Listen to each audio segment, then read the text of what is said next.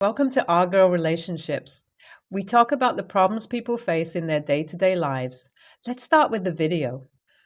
I, 28 female, have been married to my husband, 29, for around 2 years after a year of dating. I work in finance and my husband is a bartender. Things were fairly normal in the first 2 months of our marriage, but then I began to see some concerning signs. My husband was spending more time on his phone than ever before, going out with his buddies from work a lot more than what he used to, and he seemed to be working late a lot. I didn't want to admit it at first, but after a while, it became impossible to ignore all the red flags. I talked about it with my friends as well, and everyone agreed that things are a bit fishy. I was terrified of the possibility of it being real, but it began to seem pretty clear that he was cheating on me. This aligned with some other things I had noticed as well, like him pretty drastically changing how he dressed. The whole time that I've known him, he has been the most laid back person ever when it comes to clothing, pretty much putting on whatever fits. But I began to see gradual changes in his style. He began to dress much better than I had ever seen him. I know this may not seem like a big deal, but a man who has worn flannels and t-shirts his whole life suddenly caring about fashion struck me as weird, to say the least. I also began to notice that he grew physically distant from me as well, always coming up with excuses and just being uninterested in general. After around 3 months of being absolutely tortured, I finally confronted him. I asked him if he was seeing another woman, and from his deer in the headlights expression, I knew that my suspicions were right. He told me that he met someone at work and that he's tired of our relationship. He also told me that he wants a more exciting and luxurious lifestyle, and my 9 to 5 jobs can't provide us with that. Within 3 days, he had packed his bags and left to stay with her. To say I was hurt would be an understatement. But if I knew back then that this mystery woman was none other than my own sister, things would have been much different. Now, let's give some context. My sister, 23, is a social media influencer. She has been at this career for the last year or so and has a decent following, I suppose. But guess what? Even though the influencer life looks great online, it doesn't really pay that well unless you have a huge following. It's not like she doesn't earn anything at all. She does. But it's hardly enough to pay for all the expensive, frivolous things she buys and does, like used designer bags and clothing, makeup, and the likes. She says these are investments, and once she makes it big, she'll be loaded. But for now, she would barely get by without my help. My husband has obviously always known that I have a younger sister, but I guess they started getting a bit too close 6 months ago when she moved to the same city as me. My husband sees her fancy influencer life online, but what he doesn't know is that I pay for almost all of it, starting from a significant part of her rent to the fancy products and treatments she flaunts on social media. I don't exactly know when my sister and husband started their affair, but I guess he saw the glamorous life she pretends to have and decided that it's better than what he had with me. I wouldn't even find out about them if it was not for a friend who spotted them at a restaurant.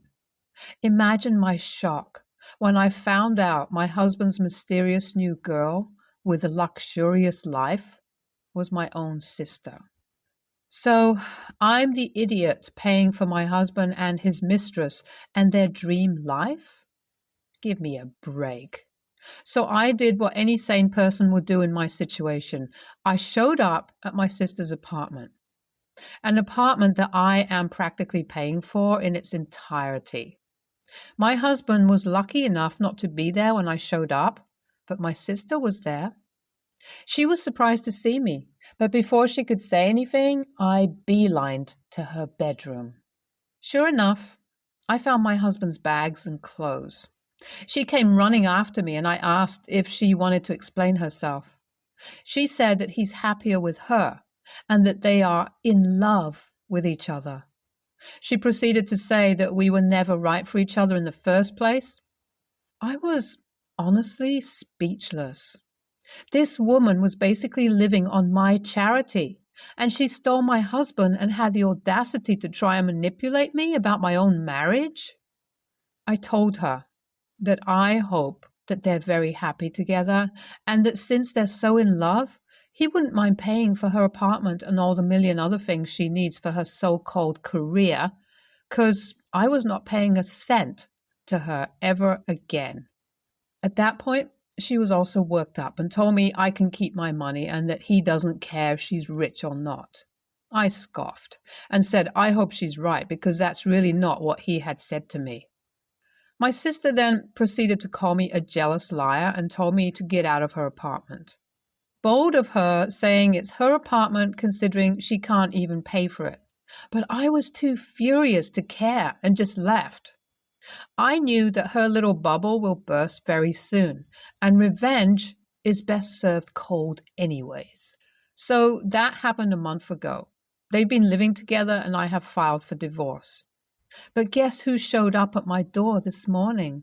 That's right, my soon-to-be ex-husband. I opened the door and almost shut it on his face, but he practically begged me to hear him out.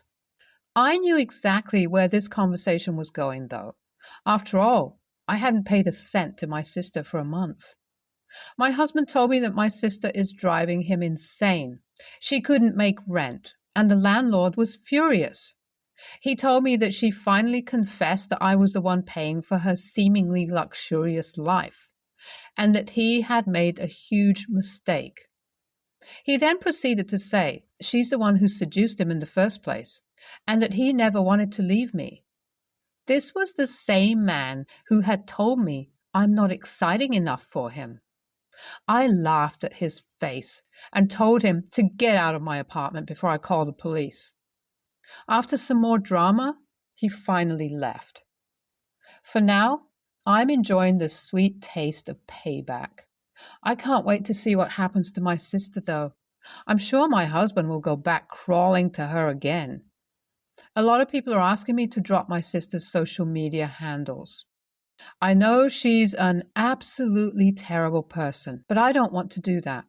Rest assured that she's paying for her actions. I haven't spoken to her, but I've called her landlord, and he has given her 2 weeks to get her stuff and move out. He didn't know that I was the one who paid for the apartment, and I took the liberty to tell him, so my sister has no way of convincing him to let her stay. My husband keeps trying to reach out to me through texts and calls, but I have just blocked his number at this point. I have told him to reach out to my lawyer if he needs to ask anything about the divorce, because that's the only thing left to discuss between the two of us. You can imagine his reaction to that. From a loving wife and comfortable home, he now has basically nothing. I don't know if he and my sister are still together, but knowing my sister, I doubt it will last. I'm sure the moment my sister finds the next exciting man, it will take her no time to dump him. I even think sometimes that the only reason she did this is because she resented me for having settled and stable life. Unlike her, who was jumping from one relationship to the other with no stable source of income. Whatever it is, I don't care anymore. My sister is begging me to forgive her. I guess not living in her beautiful apartment is harder than she thought it would be. As for my husband, she has kicked him out. At least that's what she says. I don't know where he is now. The last time I saw or heard from him was when he showed up at my door begging for forgiveness. They've conveniently decided to put the blame on each other. My sister's saying he's the one who initiated everything and it all happened so fast she couldn't think it through. She says losing her apartment and all her fancy things will ruin her career. and begged me to help her out. I honestly feel no pity for her. She made the call to backstab me with my own husband, and simply put, I just don't care who started things. They're both equally to blame. I told the same to my sister, who freaked out and said that I'll be the one to blame if she loses everything she has. I'm still as angry as I was, but I'm confused. AITA for abandoning my sister? It has been 2 months since I last spoke to my sister. I randomly checked her social media out of curiosity and found out that she has moved back to our hometown. I called up my mother, and she told me that my sister moved in with them a while ago and begged them not to tell me. What a fantastic fall from grace. It's a small Midwestern town, so let's just say it won't be easy for her to live the picture-perfect, high-end influencer life from back home. As for my husband, we're still in the process of getting divorced. He's making it difficult for no reason, but I have all the patience in the world. In other news, I have met someone. It's still nothing, and we've only been on 2 dates, but I have a good feeling about this. Wish me luck. It doesn't even need to be said, but NTA, OP, I don't know what bubbles your sister and husband had been living in their whole life. In fact, I think you were being way too generous by paying for your sister's frivolities in the first place. I know I wouldn't. Your gold-digging, pathetic husband got what he deserved, and so did your sister. They truly make the perfect pair. Ha ha. You're way better off. NTA, OP. Your sister and husband are disgusting. I think it's hilarious how your sister thought your husband actually loved her when he was actually after her money, which was, of course, your money in the first place. You did the absolutely correct thing by abandoning them both. That's exactly what they deserve anyway. I, 30, male, am married to my wife, Ellie, 29, female, and we are expecting our first child later this month. BG. Ellie and her brother Leo and late brother Josh were raised by my mother-in-law. Mother-in-law was a former foster child who never found a forever family in the system and was never able to track down any biological family, though she does believe she'd have half-siblings somewhere. When Ellie and her brother's dad then decided to quit his job and leave her on her own to raise the kids, she struggled. Then she lost Josh, the oldest, when he was 15 years old. It tore them apart and was yet another big hit for my mother-in-law, who did everything she could for her kids. Ellie has talked about how her mom suffered terribly with her mental health under the strain of everything, and how she's grateful that she was able to recover enough to be present in their lives today. Today, mother-in-law is starting to financially be in a better, more stable place, but she's far from rich. She's also not dropping everything to help her kids all the time.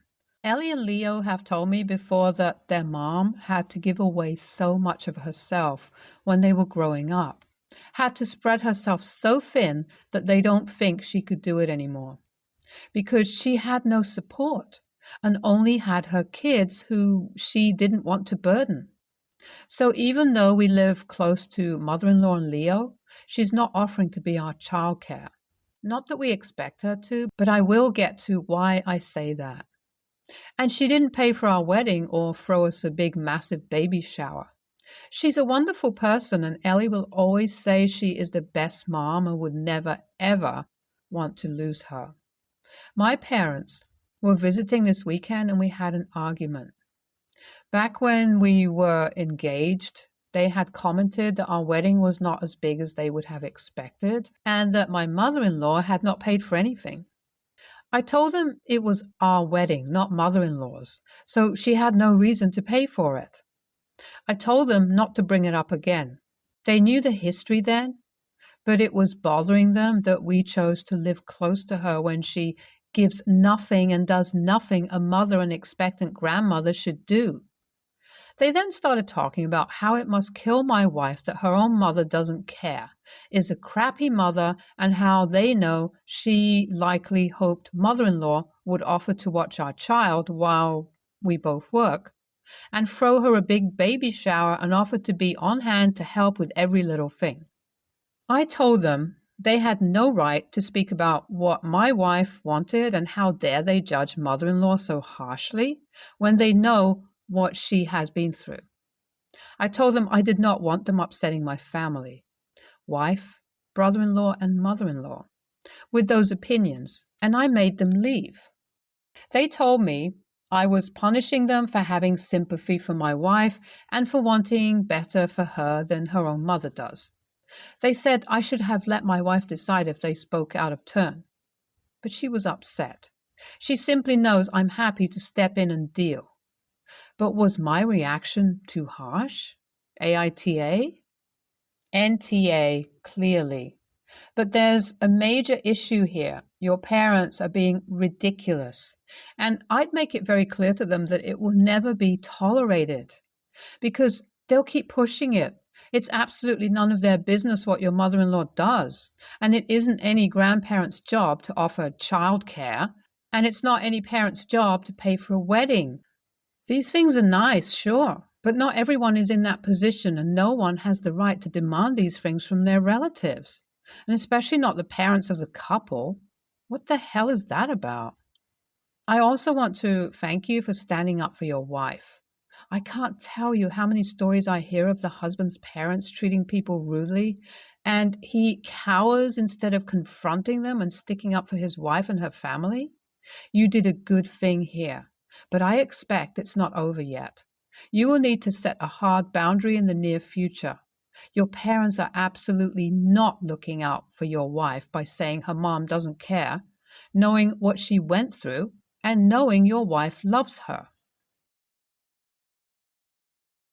My friend, female 20, feels unattractive. She asked me, female 21, to help her glow up.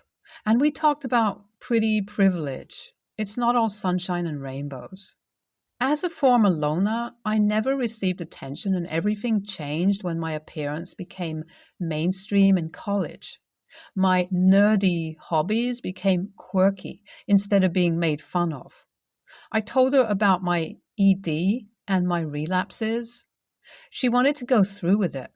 We made a Pinterest board. I tried to follow a makeup tutorial to achieve a new look for her. The results were good, and I let her borrow my clothes and took Instagram pictures since she wanted to share her new look. I was happy that she was happy. I used my products for the past months. I made a beauty box for her birthday using drugstore and high-end products. The total was $120 plus, but she meant more than that to me. After that, whenever I go to her room, the box is left untouched. It takes me 45 to 60 minutes to do her makeup. I'd work on hers first before mine when going out. Also, upgraded her wardrobe within budget. Her personality became twisted. It led to an argument after bringing it up. She can't expect me to do her makeup whenever she wants to party. I need to work on my academics. I can't spend SM time doing her makeup for 4-7 days. She thinks I'm jealous of her newfound attention and said, "Unlike you, I'm not an anorexic bitch." Hearing the last sentence hurt me. I said she shouldn't be a spoiled, entitled brat, expecting to be spoon-fed since I gave her all the resources. She stormed out of my room in tears. Our mutual friends ripped me apart. She reposted a TikTok about friends sabotaging each other when one's doing well and tagged me on her public story. I didn't engage with her and blocked her. We haven't talked in 2 weeks, and she came knocking on my door begging me to do her makeup for Halloween since she's partying with her friends. This was the first time she apologized to me, and I just told her no. She made a scene outside my dorm. As an RA, I couldn't have someone crying in public and disturbing my residents. I let her in and gave her some tissues and water to calm down. She kept saying sorry, and I just asked her why she's here. She said that she can't do her makeup perfectly like how I helped her. I told her that she's on her own and she needs to leave. She's on her knees and begging me to help her since she doesn't have much time to get ready. I told her to stop and that I'm sick, so I want to lay in bed for the night. She wouldn't stop screaming, so I told her to stop unless she'd like me to call university police. She said I was abusing my power and that she would report me. I encouraged her to go for it, since anyone can call UP or talk with the resident directors. At this point, I just wanted peace and quiet since I had a raging headache and coughing like there's no tomorrow. I warned her one last time before she finally gave up and left. WIBTA? Thank you all so much for the support and advice. I definitely see things clearer now. I've brought this up to my supervisor to keep her in the loop, and I've documented this whole situation. I also told our mutual friends, and they showed me screenshots of their conversations. She disrespected me even more, LOL. But I'm not even surprised at this point. And yes, I know that it's now on TikTok as well. Thank you all for letting me know. I guess there's nothing I can do about the publicity of it all. I don't know if it's too much to make a burner account to tell the creator to remove it, but I did consider it. On the bright side, nearly all of our friends ended up taking my side, while only 2 didn't. I decided it's best to cut those 2 off along with her. Hopefully, I won't be hearing from them any longer. Also, my lab results are negative. I think it might have been frat flu or something, but I did get my boosters a couple of weeks ago. I guess my immune system is just not up to par, especially with the changing weather. I appreciate everyone's concern. Losing a friend honestly hurts more than losing a romantic partner. It's a different type of pain, but I'll get over it eventually. NTA. Pretty toxic. Keep your distance from her.